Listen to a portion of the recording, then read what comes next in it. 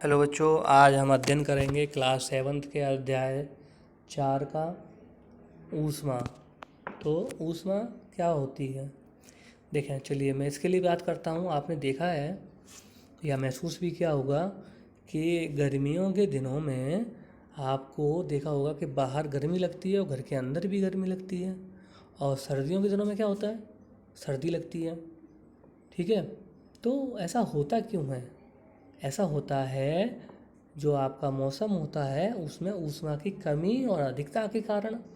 गर्मियों के दिनों में मौसम में ऊष्मा की अधिकता होती है और सर्दियों के दिनों में ऊष्मा कम रहती है, तो हमें सर्दी लगती है, या जिसको हम कहते हैं ठंड और गर्म का लगना।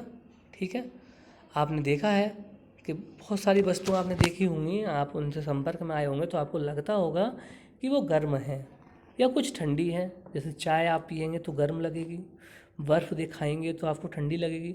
वो होता क्यों है? वो होता है उसके ऊष्मा के कारण। किसके कारण होता है? ऊष्मा के कारण, उसके ताप के कारण, है ना। अगर क्योंकि ताप जो होता है ना चाय का, वो ज़्यादा होता है, टेम्परेचर ज़्यादा होता है, इसलिए वो हमें गर्म लगती है, और बर्फ़ का टेम्परेचर कम होता है, इसलिए वो हमें ठंडी लगती है। ठीक है, चलिए अब हम टेम्परेचर को नापते किसते हैं। आपने देखा होगा कभी कभार हमें बुखार आ जाता है तो डॉक्टर एक, ये आला सा आप देख रहे हैं जिसको हम थर्मामीटर कहते हैं, आप देख रहे हैं इस चित्र में, ये थर्मामीटर लेता है और क्या करता है, और हमारा वो टेम्परेचर नापने लगता है।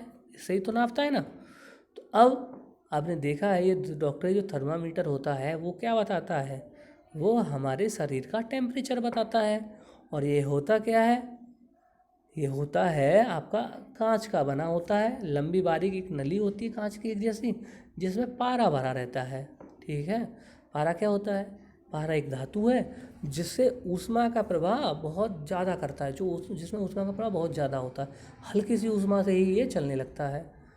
तो आप देख सकते हैं जैसे जैसे ये पारा बढ़ेगा वैसे वैसे हमारे शरीर का टेम्परेचर बढ़ता चलेगा, बताएगा कि हमारा टेम्परेचर कितना है। तो ये किसके लिए? हमारे शरीर के टेम्परेचर नापने के लिए। और ये टेम्परेचर किस में देता है? डिग्री सेल्सियस में। इसमें देता है बेटा डिग्री सेल्सियस में, ये हमारा टेम्परेचर देता है। ठीक है, तो अगर हमें ये नापना है कि हमारे शरीर का टेम्परेचर कितना है तो हम किससे नाप लेंगे? एक डॉक्टरी थर्मामीटर लेंगे, उसको अपने मुंह में रखेंगे और उसको उससे नाप लेंगे। ऐसा तो होता नहीं, कभी कभार हमने देखा है कि हाथ से जब बुखार आता है ना, तो हाथ से देखें तो हमें कभी ठंडा सा मालूम पड़ता है या गर्म सा मालूम पड़ता है, कि सिर हमारा माथा जो है वो गर्म है कि और भाग शरीर के अन्य भाग ठंडे हैं। तो हम पता कैसे करें बुखार है कि नहीं है? तो हम डॉक्टरी थर्मामीटर की सहायता से पता कर लेते हैं कि हमें बुखार है या नहीं है। ठीक है, और ऐसे ही एक होता है हमारा फ़ारेनहाइट पैमाना।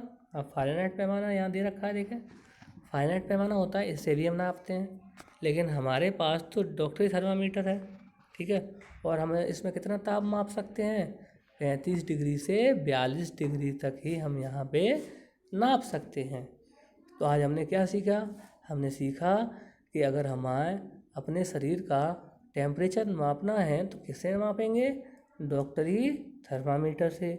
और डॉक्टरी थर्मामीटर किसका बना होता है? कांच का बना होता है, और इसमें क्या रहता है? इसमें पारा भरा रहता है, जिससे हम शरीर का अपने का तापमान पता कर लेते हैं। तो आज के लिए इतना ही, अगली वीडियो में इससे आगे अध्ययन करेंगे। बहुत बहुत धन्यवाद।